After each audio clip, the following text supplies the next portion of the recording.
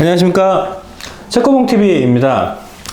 오늘은 2개 이상의 호수의 상가나 사무실을 매매를 할 때 동일한 주인일 경우에도 계약서를 한 장으로 쓰지 않고 꼭 2장 이상으로 써야 되는지, 임대를 할 때는 그럼 과연 동일한 주인이 임대를 할 때 각각 써야 되는지, 아니면은 개별적으로 요거를 갖다가 한 장으로 묶어서 써도 되는지, 매매를 할 때는 어떻게 하는 게 좋을지, 요 부분에 대해서 좀 말씀을 드릴까 하는데요. 생각해보면 아주 단순한 문제인데, 간혹 현업에서 공인중개사 일을 하면서 저 역시도 가끔 혼돈이 오는 경우가 있습니다. 그래서 오늘 이 부분에 대해서 2개 이상의 호수를 가진 상가, 사무실의 매매나 임대 시 계약서를 몇 장으로 써야 될지 이 부분에 대해서 제가 말씀을 좀 드리고자 합니다. 자, 한번 보겠습니다. 구독 감사합니다. 자, 상황은 이와 같습니다. 지금 화면상에 보시면은 소유주는 A씨에 지금 동일하게 2개의 호수를 갖고 있는데요. 101호와 102호를 갖다가 하나로 쓰고 있죠, 지금 전체. 이게 이제 상가일 수도 있고 사무실일 수도 있고요. 이쪽 면적을 보니까 월주 한 7평 정도 되는 것 같아요, 제가 보기에. 약. 그 다음에 요거는 지금 현재 한 10평 정도 되는 거고요. 매가는 지금 5억 7억 해서 12억으로 지금 매각을 할 거고요. 월세는 지금 8천에 2개를 합쳐가지고 350이 들어가 있습니다. 자, 이런 경우에 그러면은 우리가 이거를 갖다가 동일한 소유주예요, A씨가. 그리고 요거를 갖다가 지금 현재 B로 판매를 할 거예요. 매각을 할 거예요, B로.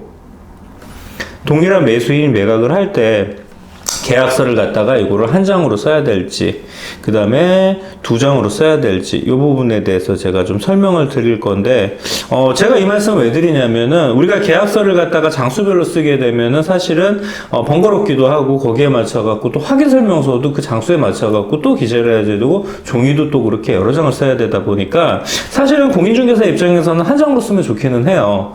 근데 이 부분을 살짝 생각해보면은, 사실 요거를 임대 같은 경우에는 우리가 보통 한 장으로 많이 쓰긴 하는데, 매매 같은 경우에도 그 생각을 해갖고 한 장으로 쓰게 되는데, 한 장으로 쓰게 되면 추가적으로 해야 될 작업이 있습니다. 자, 요거를 제가 설명을 다시 한번 드리면, 자, 원칙으로 말씀을 드리면, 매매 시 원칙은 호수만큼의 계약서를 작성을 해요. 그러니까 원래는 101호하고 102호하고 2개를 작성을 해야 되는 거죠. 근데 우리가 이걸 한 장으로 쓸 수도 있거든요. 근데 한 장으로 쓴다 그러면은 상기 내용을 갖다가 표나 내용을 첨부를 해가지고 각각의 면적과 금액, 임대 조건을 갖다가 기재를 해줘야 되는 겁니다.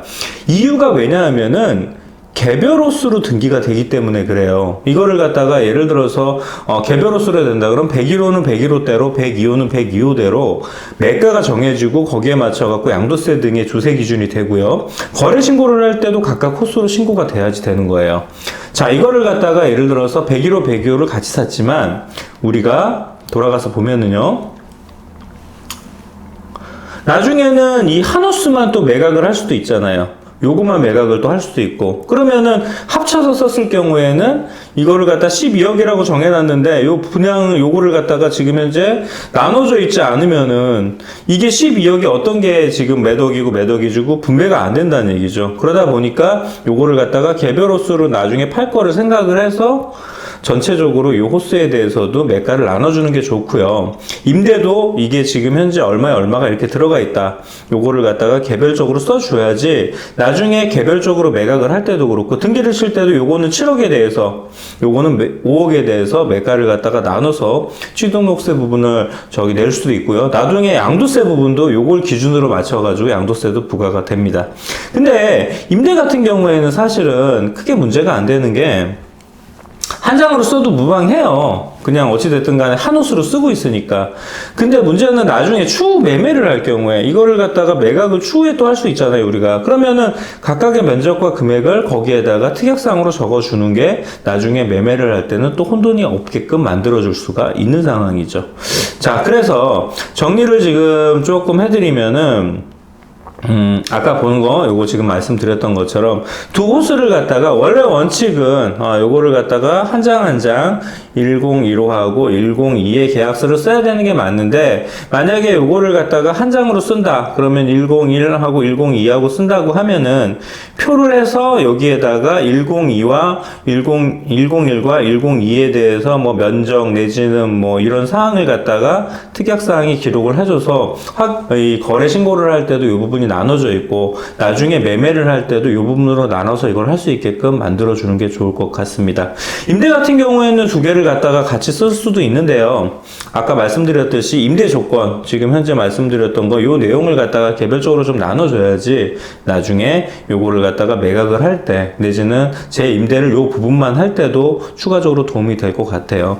아시다시피 이거 같은 경우에는 지금 동일한 소유주, 다시 말씀을 드리면은 동일한 소유주에서 동일한 매수인일 경우에요. 만약에 이게 소유주 자체가 각각이거나 매수인 자체가 또 B가 아니라 뭐 B하고 C가 된다 그러면 당연히 계약서는 나눠져서 써야 되는데, 이거 같은 경우에 묶음으로 지금 되어 있는 상가나 사무실을 묶음으로 매매를 할 경우를 얘기를 하는 겁니다. 어찌됐든 간에 이게 뭐 생각해보면 간단해요. 등기 자체가 나눠져 있으니까 계약서 나눠서 써야 되는데, 혹시라도 한 장으로 쓰고 싶다 그러면 그 내용을 갖다 기재를 해주면 된다. 이게 뭐 제일 좋은 건데, 우리가 임대 같은 경우에 보통 그렇게 나눠서 기재를 안 하는 경우가 많이 있기 때문에 약간 혼돈이 올 수도 있습니다. 그래서 우리가 이 부분에 대해서 정확하게 제가 설명을 한번 드려보았습니다. 자, 이상 두 호수 이상의 상가나 사무실을 매매를 할 경우에 이걸 계약서로 한 장을 써야 되는지 두 장을 써야 되는지에 대해서 설명을 한번 들어보았습니다. 네, 이렇게 두 호수를 매매를 하거나 우리가 어찌됐든 매각을 할 때, 근데 이게 아까 전제 조건이 있죠. 동일한 주인이었을 경우에, 동일한 매수자일 경우에만 가능한 거고요. 주인이 뭐 호수 자체에 따라서 틀리다, 아니면은 매수를 하는 쪽이 호수 자체에 따라 틀리다 그러면 당연히 그 인원수대로 계약서는 써야 되는 게 맞는 것 같은데, 이게 동일인에다 동일인이다 보니까 이걸 한 장으로 쓰는 게 더 편하지 않을까라고 생각할 수 있어요. 뭐 편하게 그렇게 사용을 하셔도 되는데, 그렇게 한다 그러면 호수별로 그거에 대한 호수, 면적, 임대 조건 정확하게 구분을 해놔야지 거래 신고할 때도 문제가 되지 않고요. 나중에 법무사를 통해서 등기를 개별적으로 할 때 문제가 되지 않고, 또 맨 마지막에는 양도 신고를 할 때도 개별적으로 등기가 그렇게 되어야지 호수별로 이거에 대해서 양도세 책정을 정확하게 할 수 있으니까요. 뭐 편한 쪽으로 하시면 좋을 것 같은 경우, 편한 쪽으로 하면 저는 좋을 것 같아요. 이걸 뭐 개별적으로 나눠서 쓰셔도 되고요. 아니면 한 장으로 쓰시되 그 표나 내지는 특약사항에다 그런 기재를 정확하게 해줘서 한 장으로 해서 요거를 좀 간략하게 쓰는 것도 방법이 되니까 이 부분을 업무에서 활용을 하시면 좋을 것 같습니다. 이상 책고봉TV였습니다. 감사합니다.